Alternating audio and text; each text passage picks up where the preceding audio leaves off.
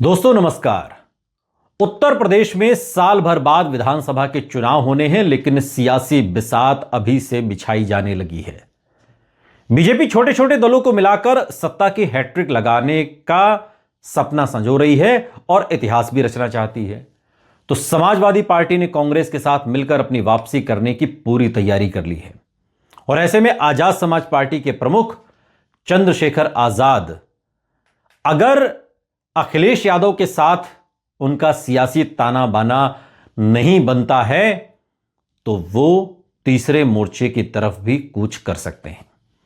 Samajwadi party की तर्ज पर आजाद समाज पार्टी ने दलित, पिछड़ा और मुस्लिम फॉर्मूले को अमली जामा पहनाने के साथ साथ एक अलग गठबंधन बनाने का प्लान बनाया है। यह प्लान बी है। यह तब लागू किया जाएगा या तब अस्तित्व में आएगा जब अखिलेश यादव के साथ बात नहीं बनेगी।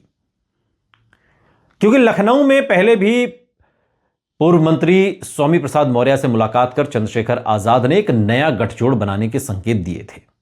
स्वामी प्रसाद मौर्य की असदुद्दीन ओवैसी के साथ भी बहुत अच्छी जमती है और इस तरह से थर्ड फ्रंट बनाने की दिशा में अपने कदम बढ़ाते हुए चंद्रशेखर आजाद नजर आ रहे हैं। पिछले विधानसभा चुनाव में 33 सीटों पर चंद्रशेखर आजाद की पार्टी चुनाव लड़ी थी और असदुद्दीन ओवैसी ने 100 सीटों पर ताल ठोकी थी। लेकिन इस बार नदी में पुल के नीचे से पानी काफी बह गया है। चंद्रशेखर आजाद 2022 की तुलना में मजबूत हैं। असदुद्दीन ओवैसी बिहार विधानसभा चुनाव में 5 सीटें जीतने के बाद फॉर्म में हैं और स्वामी प्रसाद मौर्य के पास खोने के लिए कुछ नहीं है। और ऐसे में अगर असदुद्दीन ओवैसी, स्वामी प्रसाद मौर्य, अपना दल कमेरावादी की पल्लवी पटेल, चंद्रशेखर आजाद, ये सभी लोग अगर बैठते हैं, मिलते हैं, पीस पार्टी को शामिल कर लें, उलेमा काउंसिल हो जाए, तो एक तीसरे मोर्चे की परिकल्पना को मूर्त रूप दिया जा सकता है। नगीना से लोकसभा सांसद चंद्रशेखर आजाद इस बात को बखूबी जानते हैं कि इंडिया गठबंधन में उनकी एंट्री होने वाली नहीं है और बीजेपी की अगुवाई वाली एनडीए गठबंधन के साथ जाकर वो कोई जोखिम लेना नहीं चाहेंगे और उधर जाने का कोई प्रश्न भी नहीं है। मायावती पहले ही चंद्रशेखर आजाद पर निशाना साधकर यह बता चुकी हैं कि बीएसपी के साथ दोस्ती आजाद समाज पार्टी की किसी भी सूरत में संभव नहीं है। मायावती ने चंद्रशेखर और स्वामी प्रसाद मौर्य के लिए कहा था, नाम लिए बगैर, कि बीएसपी को कमजोर करने के लिए छोटे छोटे दल बनवाए जा रहे हैं। हालांकि यह और बात है कि आज लोकसभा में बहुजन समाज पार्टी का कोई नाम लेने वाला नहीं है और आजाद समाज पार्टी से चंद्रशेखर आजाद सांसद हैं। उन्होंने यह भी कहा था मायावती ने कि बीएसपी के खिलाफ छोटे राजनीतिक दल और संगठन बनवाए जा रहे हैं। सत्ता और विपक्ष में रहने वाली पार्टियां बीएसपी के खिलाफ एकजुट हो रही हैं और बसपा को कमजोर करने की कोशिश कर रही हैं। लेकिन चंद्रशेखर आजाद मायावती के इन आरोपों से काफी आगे निकल गए हैं और वो उस परिकल्पना को मूर्त रूप देने की तैयारी कर रहे हैं जो तीसरे मोर्चे के रूप में अस्तित्व में आ सकता है उत्तर प्रदेश में। चंद्रशेखर आजाद 2027 के विधानसभा चुनाव में एक अलग सियासी ताना बाना बुनने की तैयारी में भी हैं और इसी कड़ी में चंद्रशेखर आजाद ने लखनऊ में स्वामी प्रसाद मौर्य के आवास पर उनसे मुलाकात की। सपा से नाता तोड़ने के बाद स्वामी प्रसाद मौर्य ने अपनी जनता पार्टी नाम से एक सियासी दल भी बनाया। स्वामी प्रसाद मौर्य और चंद्रशेखर आजाद दोनों ही मजबूत सियासी ठिकाना तलाश रहे हैं, लेकिन कोई रास्ता न देख आपस में हाथ मिलाने की तैयारी भी है।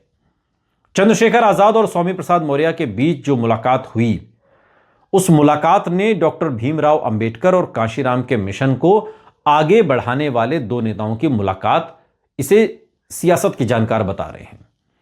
यह मुलाकात अपनी जनता पार्टी के केंद्रीय कार्यालय लखनऊ में हुई थी और इस दौरान दोनों नेताओं के बीच सामाजिक न्याय, बहुजन एकता, आगामी चुनाव की रणनीति, इन तमाम विषयों पर चर्चा हुई। इस बीच कई मुलाकातें हुई, लेकिन वो पर्दे के पीछे रहीं। माना यह जा रहा है कि दोनों पार्टियों के बीच एकजुटता और 2027 में मिलकर चुनाव लड़ने की एक रणनीति पर बात हुई है और कैसे असदुद्दीन ओवैसी को भी इसमें शामिल किया जाए। इस तरीके से साफ है कि 2027 के चुनाव में चंद्रशेखर आजाद और स्वामी प्रसाद मौर्य आपसी गठबंधन करके किस्मत को आजमा सकते हैं। स्वामी प्रसाद मौर्य हार्डकोर अंबेडकरवादी नेता माने जाते हैं और लोकदल से लेकर सपा, बीजेपी और बसपा सब में वो रह चुके हैं। समाजवादी की पार्टी के महासचिव और एमएलसी के पद से इस्तीफा देकर उन्होंने अपनी पार्टी का गठन किया।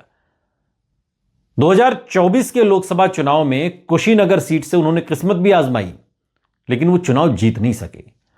लेकिन अब सामने 2027 का विधानसभा चुनाव है, जिसकी सियासी तपिश बढ़ने के साथ ही चंद्रशेखर आजाद से मुलाकात करके एक नया गठबंधन, नया मोर्चा, यह अखिलेश यादव को दिखाया जा रहा है कि अगर आपके साथ बात नहीं बनी तो यह भी हो सकता है।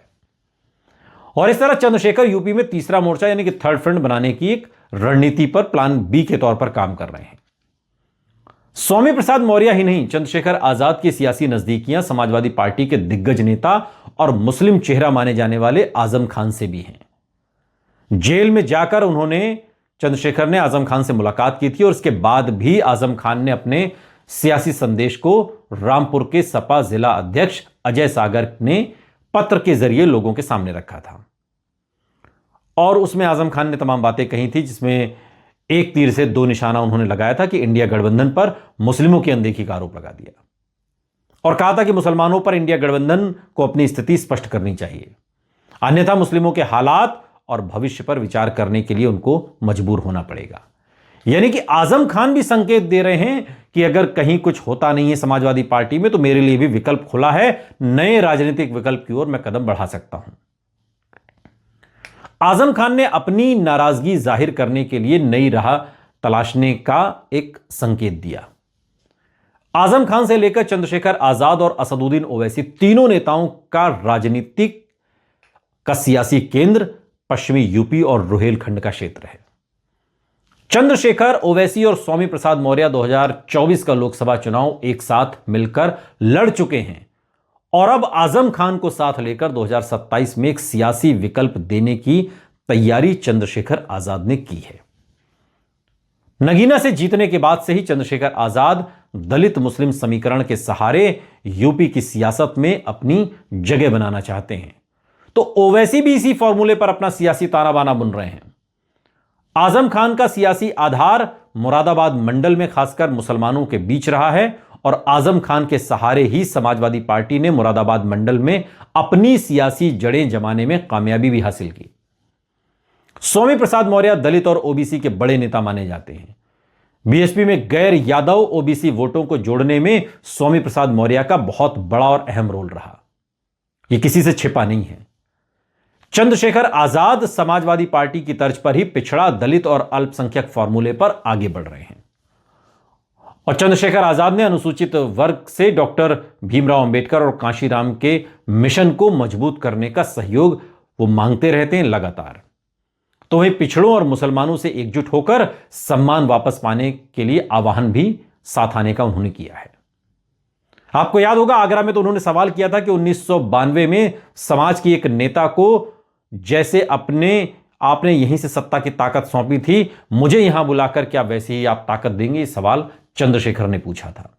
चंद्रशेखर अपने सियासी फॉर्मूले को अमली जामा पहनाने के लिए दलित मुस्लिम नेताओं के साथ हाथ मिलाने की बिसात बिछानी उन्होंने शुरू कर दी है। बीएसपी सुप्रीमो मायावती ने चंद्रशेखर आजाद और स्वामी प्रसाद मौर्य पर बेशक हमला बोला कि बहुजन समाज के लोगों को इनसे सावधान रहने की जरूरत है, ये लोग बी टीम के तौर पर बीजेपी की काम कर रहे हैं, इनको बढ़ाया जा रहा है। और उन्होंने यह भी कहा कि बहुजन समाज के लोग अपने बच्चों को भी बताएं और सचेत रहें कि बसपा ही एकमात्र पार्टी है, लेकिन ऐसा है नहीं। जो यंगस्टर्स हैं, जो नए लोग हैं, जो यंग ब्लड है, उनमें चंद्रशेखर आजाद की पहुंच बढ़ी है। मायावती ने कहा कि उच्च वर्ग के सामने बहुजन समाज को चारपाई पर भी बैठने का अधिकार नहीं था और 2007 में पूर्ण बहुमत की सरकार आने के बाद हमने यह अधिकार दिया। लेकिन ये बातें अब आज की पीढ़ी समझती है, वो जानती है कि भविष्य क्या है। मायावती ने तो यह भी कहा कि अब बीजेपी, कांग्रेस और समाजवादी पार्टी ने बहुजन समाज का वोट पाने के लिए वो खेल खेल रही है।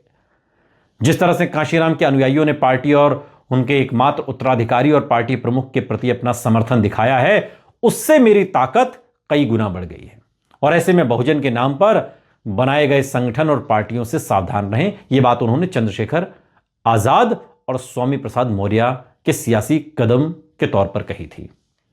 मायावती भी अलर्ट हैं, लेकिन अखिलेश यादव को अगर उत्तर प्रदेश की सत्ता हासिल करनी है तो ये जो थर्ड फ्रंट बन रहा है, इसे बनने से रोकना होगा। और थर्ड फ्रंट के नेताओं को, चाहे वो असदुद्दीन ओवैसी हैं, चाहे वो स्वामी प्रसाद मौर्य हो, चाहे चंद्रशेखर आजाद हो, चाहे कृष्णा पटेल, पल्लवी पटेल हो, ओलेमा काउंसिल हो, पीस पार्टी के डॉक्टर अयूब हो, इन सभी को उत्तर प्रदेश में अपने गठबंधन में जगह देनी होगी। सबको मिलकर लड़ना होगा, वरना अकेले अकेले लड़ेंगे तो टूटकर खत्म हो जाएंगे।